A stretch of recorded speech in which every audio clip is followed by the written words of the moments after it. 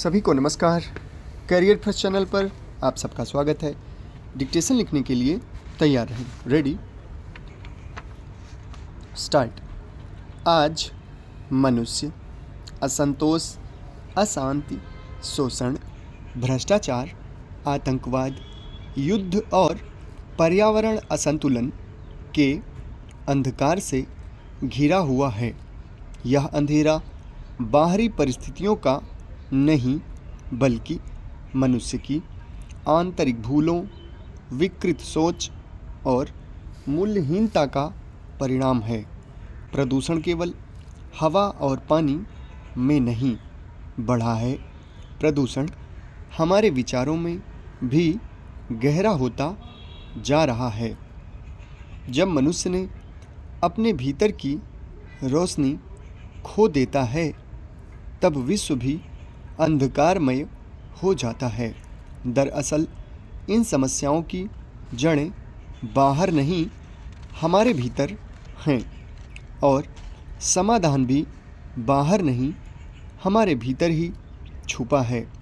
आध्यात्मिक चिंतन में, स्व परिवर्तन में और अच्छे मनुष्य बनने की साधना में घृणा को घृणा से समाप्त नहीं किया जा सकता।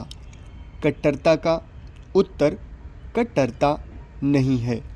विरोध का समाधान विरोध नहीं हो सकता।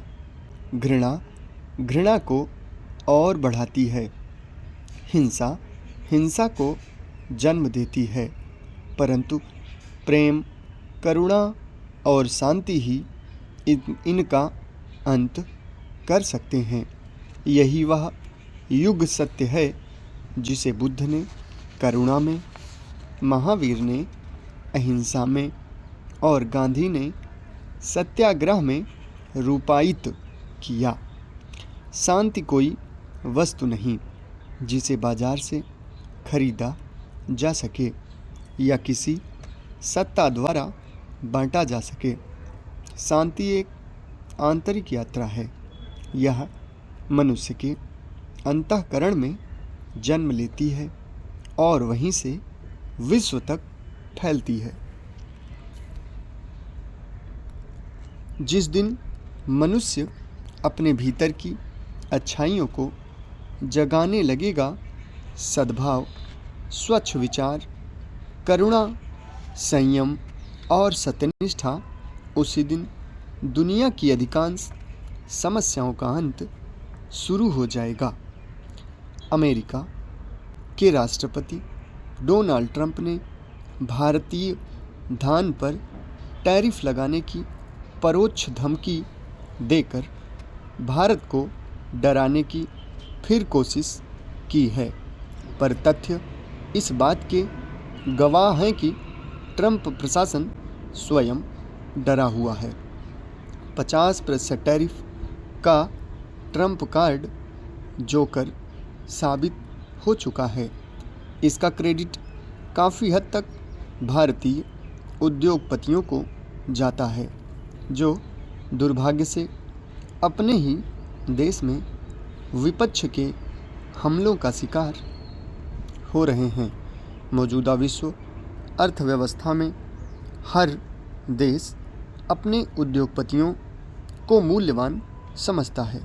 याद कीजिए, लगभग 3 दशक पहले गेट यानी जनरल एग्रीमेंट ऑन टैरिफ के जरिए भारत समेत विकासशील देशों पर दुनिया भर में टैरिफ कम करने का दबाव डाला गया था।